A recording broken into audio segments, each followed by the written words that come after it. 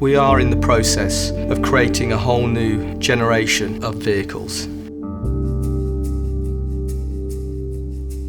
For the first time in our history, we're looking at how all these vehicles relate to each other and, more importantly, how they relate to the customer.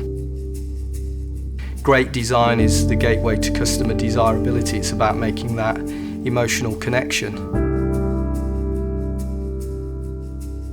People say, what was the inspiration for the new Range Rover? Well, the inspiration is its heritage. And when you look at that original vehicle and look at the vehicle we have today, that lineage is clear. It was a case of capitalising on the strengths of the previous car, but also into a new vehicle that had its own personality. It's not a static-looking car. The volumes of the car are in tension, they're in movement. There are no fussy, contrived, superficial styling elements.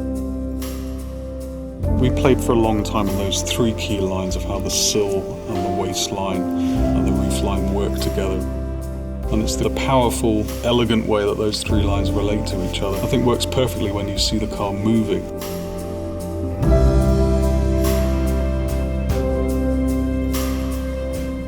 When you go to the interior, you open the door and you look into it. It is unmistakably a Range Rover.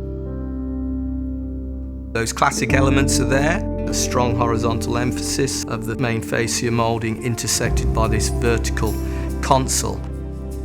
There's far less switches than the current vehicle. You soon start to see that this is a true luxury experience. The new Range Rover's leather is sourced from a company called Bridge of Wear in Scotland. They're the only leather supplier in the world that produces low-carbon leather. We have semi-aniline leather on our seats, very soft, very supple to hand. Veneering is a very traditional process. All of our wood is from sustainable forests. We still have traditional craftsmen that have been doing the job all of their lives. But we're using that now in combination with new processes.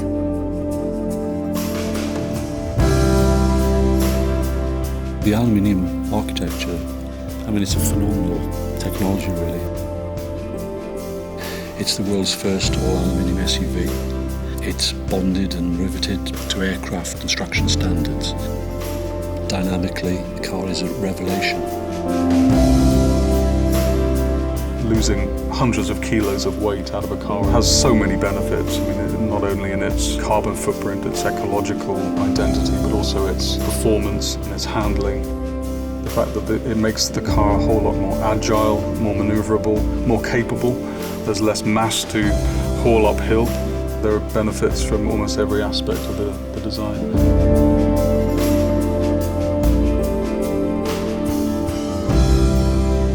The aluminium then inspired us further in terms of visually lightening the interior design of the car. The panoramic roof is going to flood the interior with light, enhancing the feeling of cleanliness of the interior. I'm really pleased with the way that the design has evolved but still maintained that very clear Range Rover-ness. That's the best bit, I think.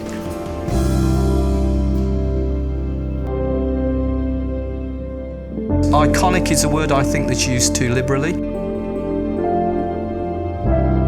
But Range Rover is worthy of iconic status. The best has just got better.